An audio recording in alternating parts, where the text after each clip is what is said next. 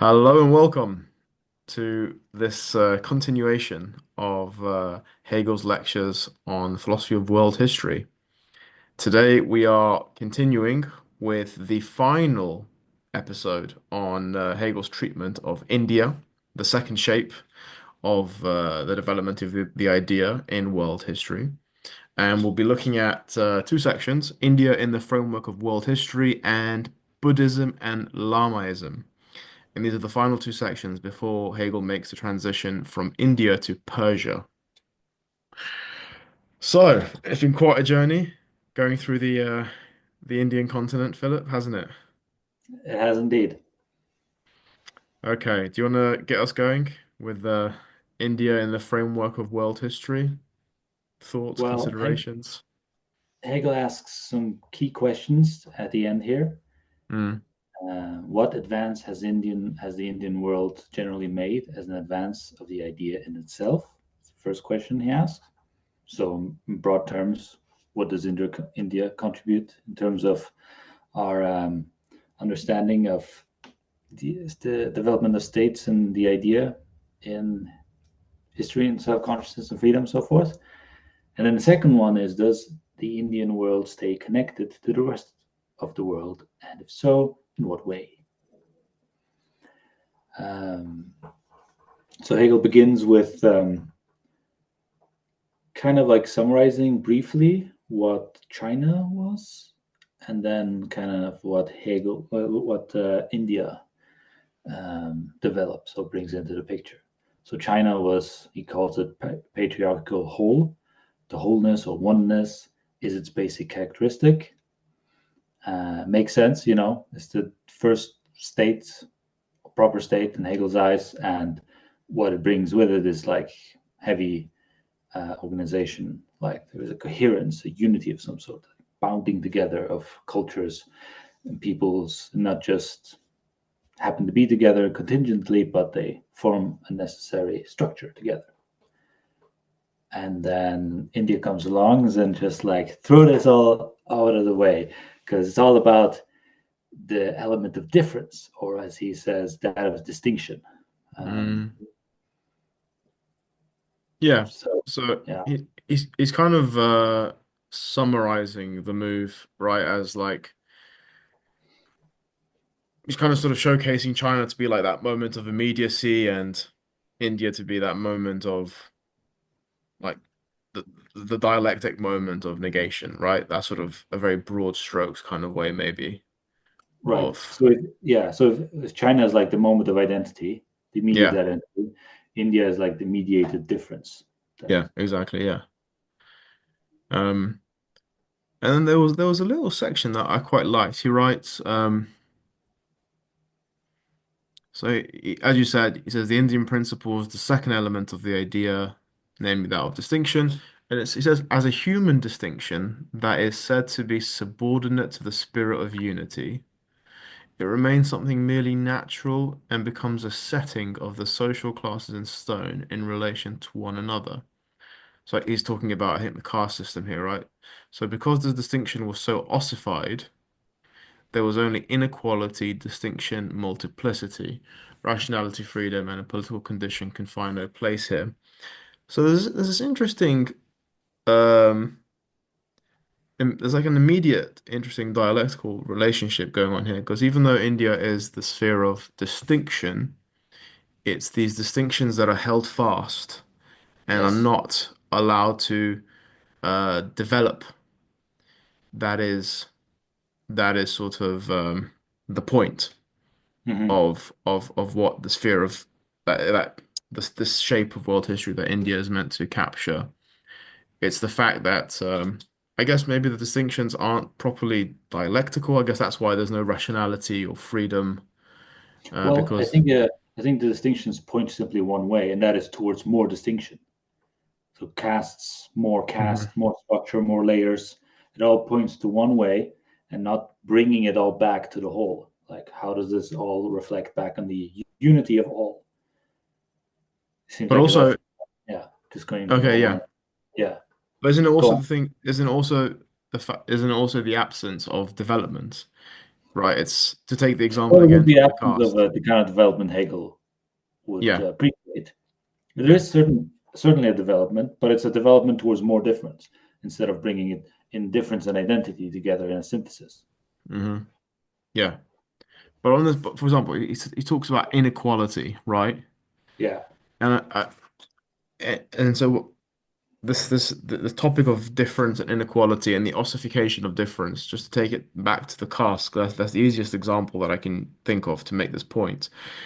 It's, you're born into the caste, and that caste is both the thing that distinguishes you from everyone else, but also it's the source of your ossification.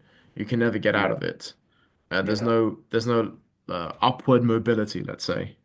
Right. Um, you are by you what you are is by your nature, and Yes. there's no freedom or rationality to sort of redefine that. No.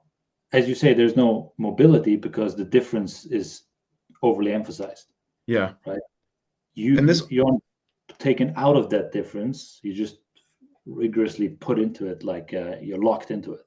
yeah, exactly, yeah.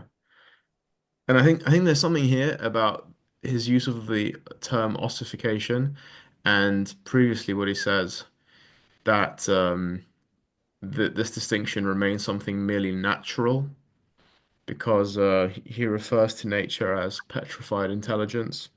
Right. So there's this the like frozen rationality almost, and I wonder if um there's any sort of further philosophical research to be done into this inquiry of seeing how Hegel might consider in the sphere of India and nature, as in the philosophy of nature, to be sort of conceptual parallels almost, um, to be sort of articulating the same kind of yeah, frozen rationality, let's say. Well, yeah, Okay. that's just an open question. Hmm.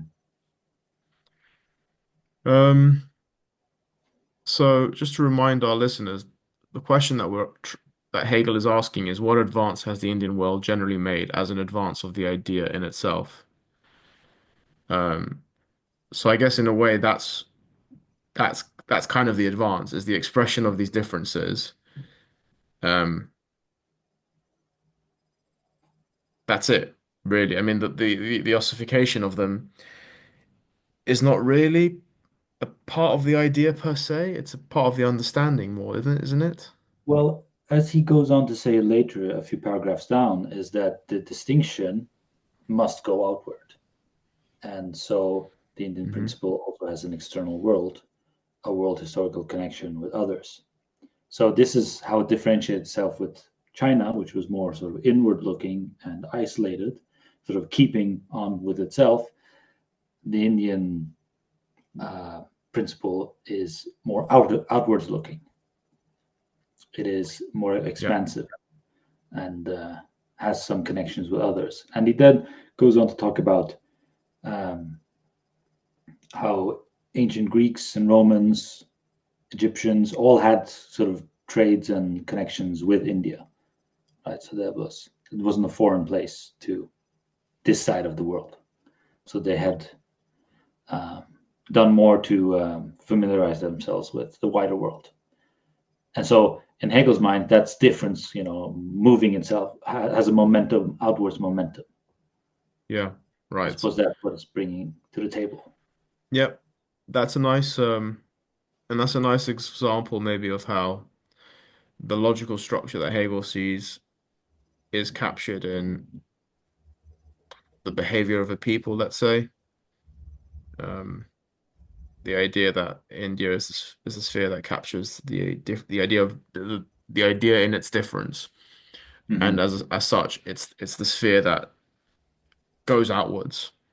Uh, there's that in that respect, there is that negativity, that dialectical movement that other parts of the Indian principle don't seem to show.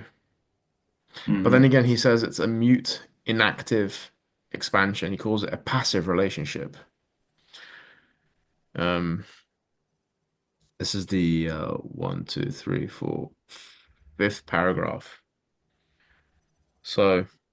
just after what you were quoting. Mm. Yeah. So maybe that's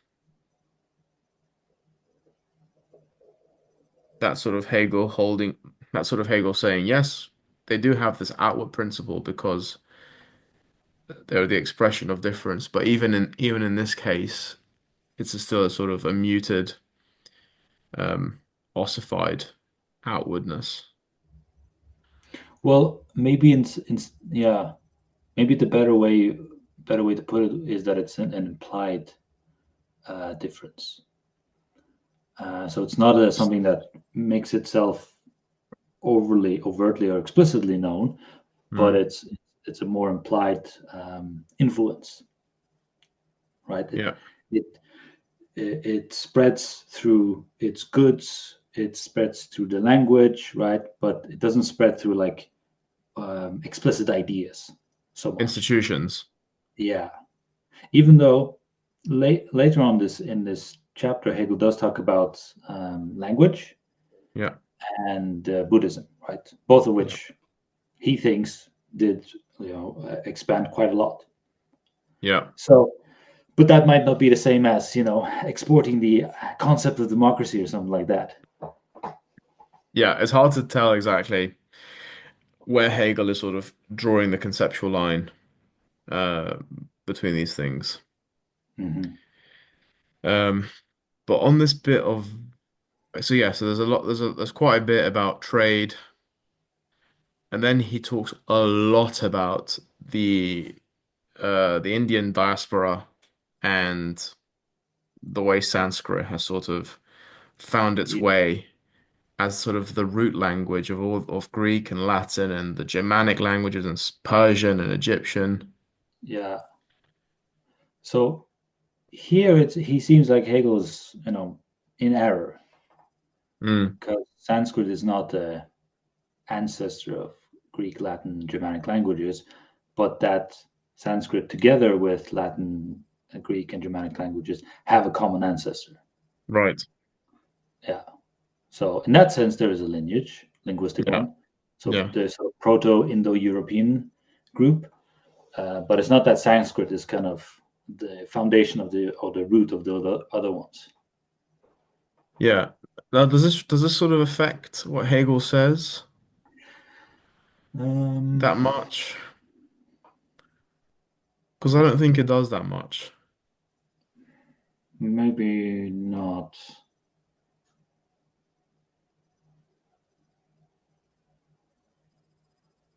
I Because it sort suppose of the makes, point is that this area of the world had a major foundational influence. yeah, So whether it's India explicitly or not isn't really the point, but it's like the surrounding areas. yeah. But also, he seems to be making the point that despite the dispersal of the language through peoples, that it didn't really have much of a conceptually heavy or substantive influence.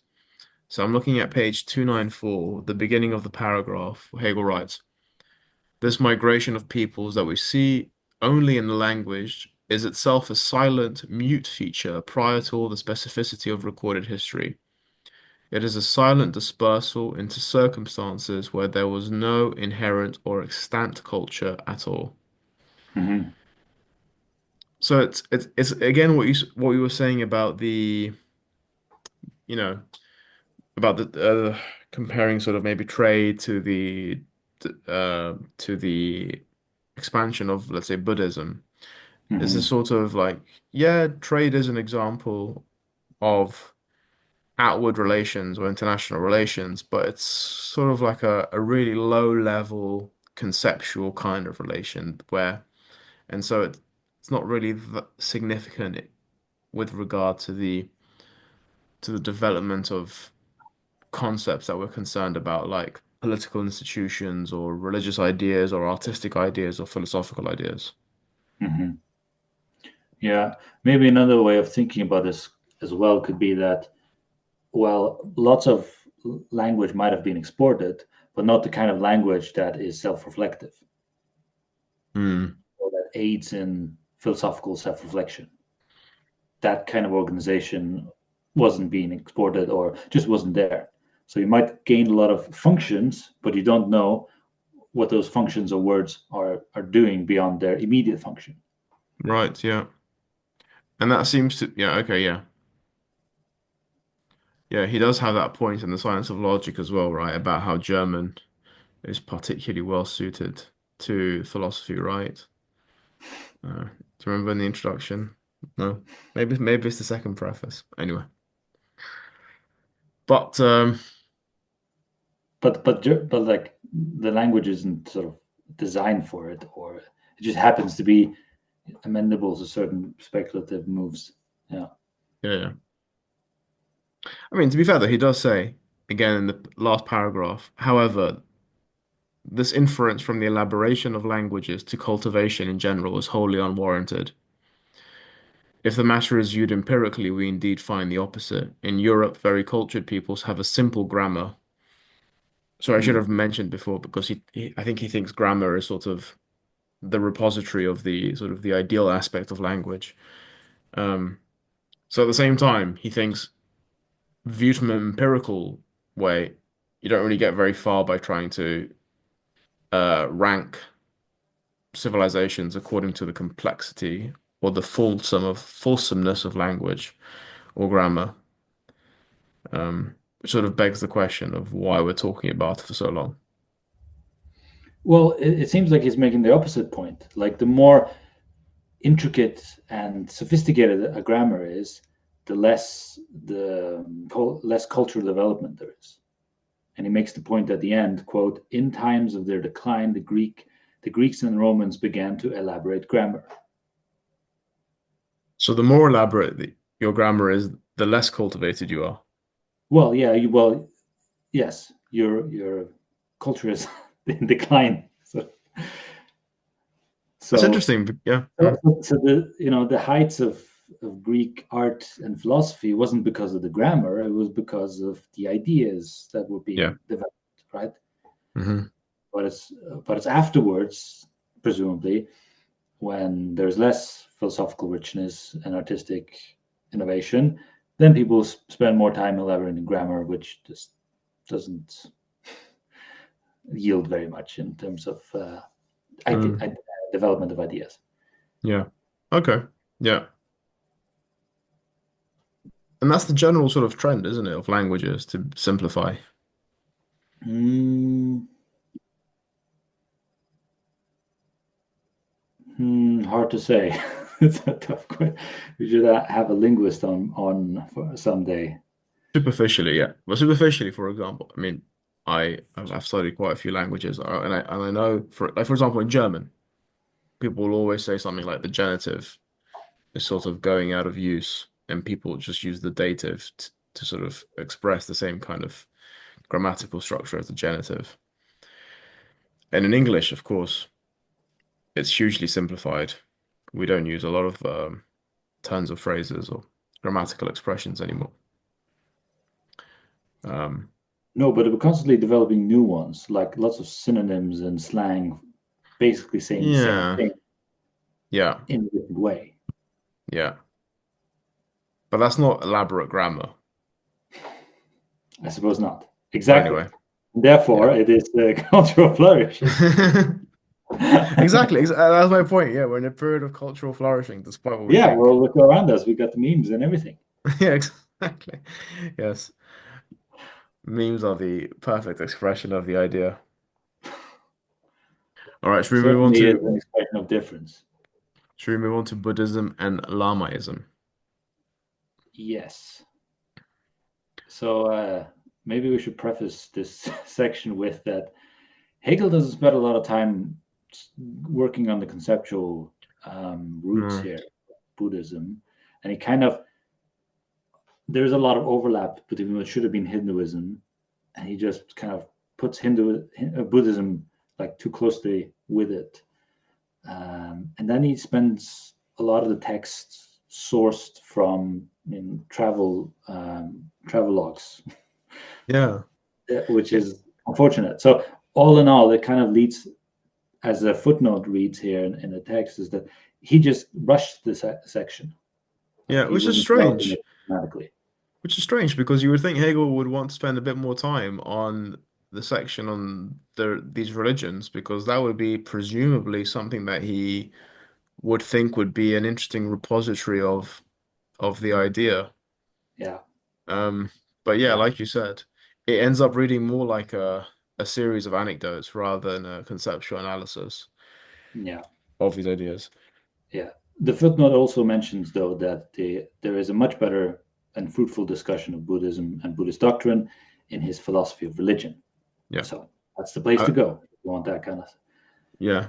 The more we read these lectures, the more I think one has to read them with a full knowledge of the lectures on aesthetics and the lectures on philosophy of religion and with the philosophy of right in mind.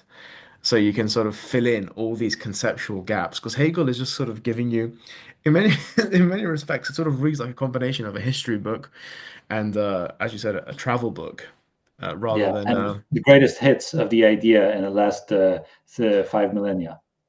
yeah, yeah, Yeah, but without any explanation, just sort of thrown out there. Um, but I guess yeah.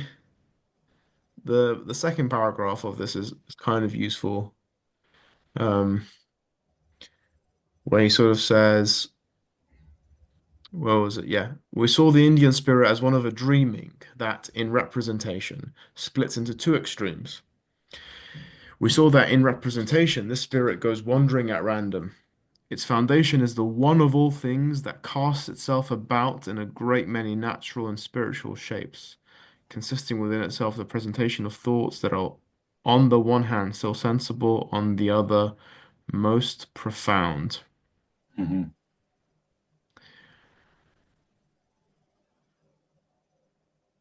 And this is sort of like, I read this as a kind of conceptual underpinning for sort of Hindu or maybe and Buddhist and Lamaist sort of religion that they sort of have this the one that's sort of at the core and it's sort of its expression in lots of deities and the multiplicity of different religious forms in nature. Hmm. The one of all things that casts itself about in a great many natural and spiritual shapes. So further on, he talks about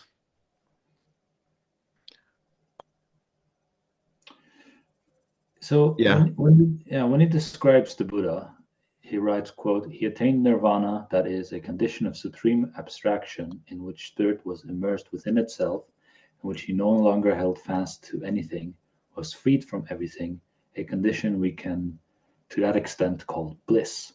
Buddhists attain this condition after death. Whoever attains nirvana has become Buddha." End of quote.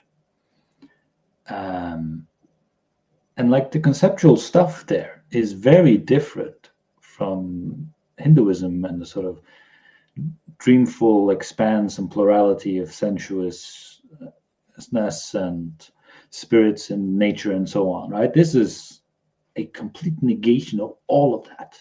yeah, And yeah. Hegel doesn't spend any time remarking on it as special and unique this movement is, as a counter movement to all of that. It's like this world already has a negation emerging within it. Didn't we talk about this in one of the previous videos? Maybe. I think these are the two extremes, I think. Um that there's one where you've got this sort of one that is sort of expressed in the many, and in the other Yeah. extreme, you've got the one that is sort of negated. It negates itself and sort of um implicitly becomes everything in its Mm. abstraction. Yeah. So, but you're right though, he doesn't make that point explicitly. And so you have to read the section about two, three times before you realize, or before you, yeah, you might think what you just said. Um, because his treatment, for example, of the Lama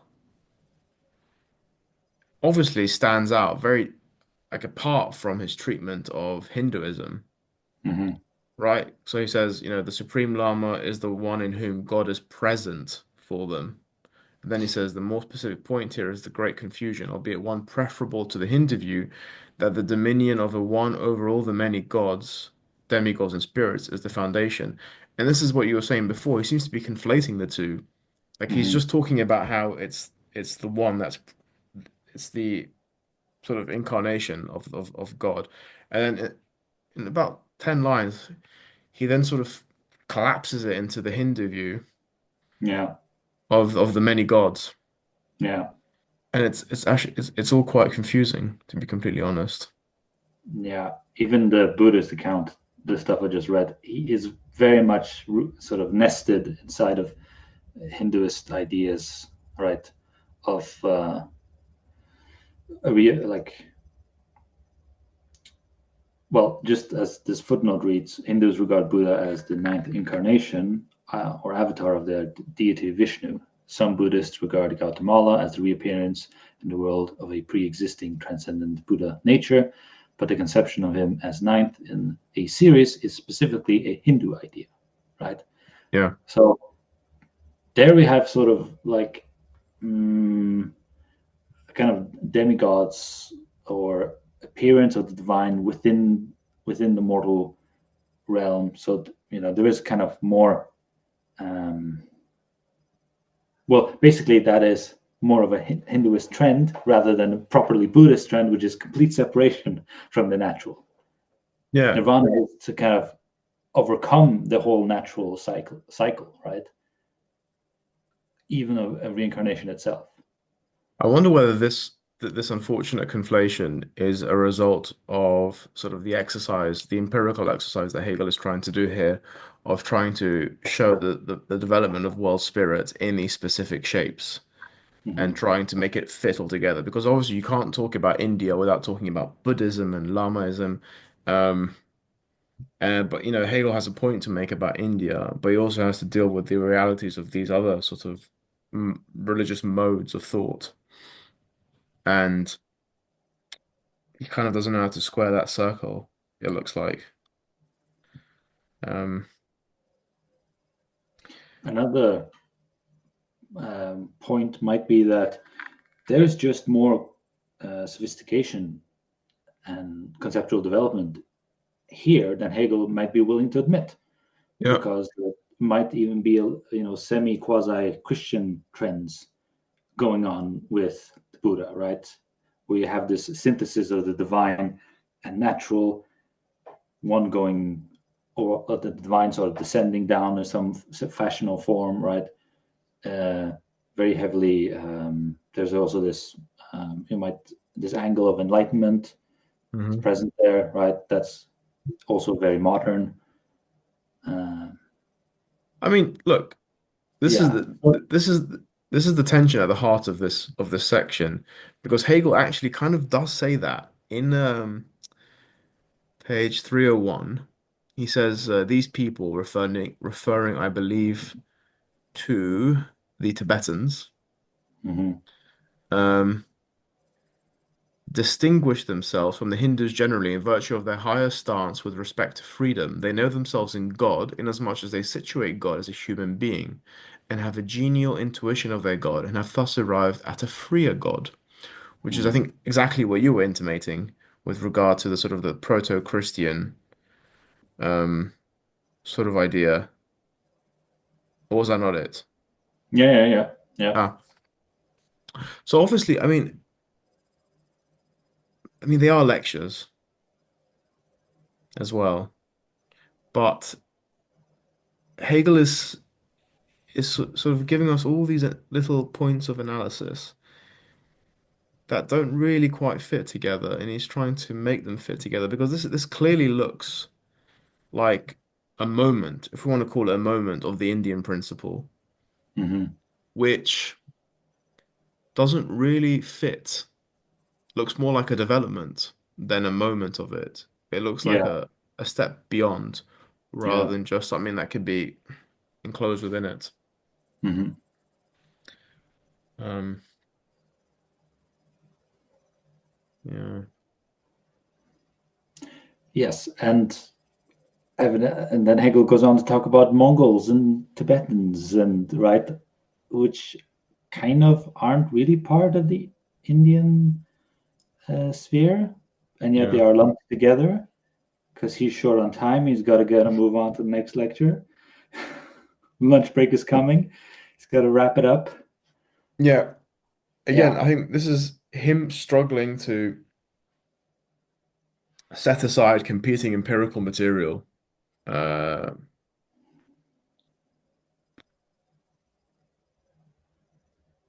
though maybe Mhm. also he's just reflecting beliefs at the time that they were all a common people.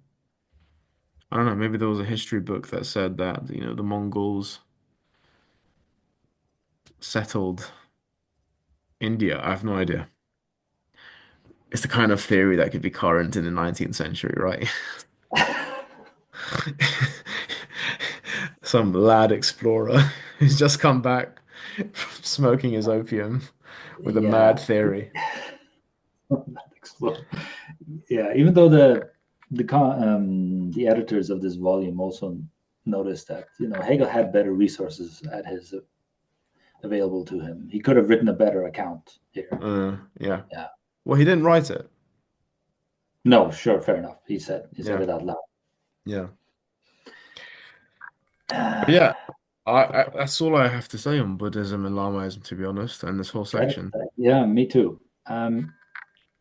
Anything we want to say to wrap up this section on India, other than it being the principle of difference gone wild?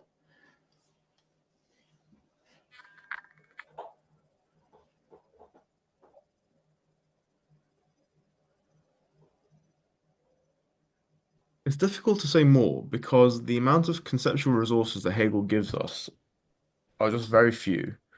We sort of start with this thing of the frenzy, the fantasy, the difference. And he sort of goes through all these empirical examples and sort of points at it here and there. But there doesn't seem to be much more going on.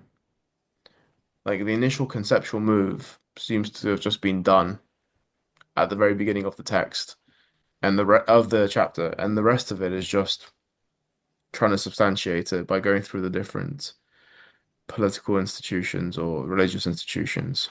Yes, some of which Um, appear more as a new development rather than a moment. yeah, and some of which don't really seem to fit either. Yes. Mhm. Um, you?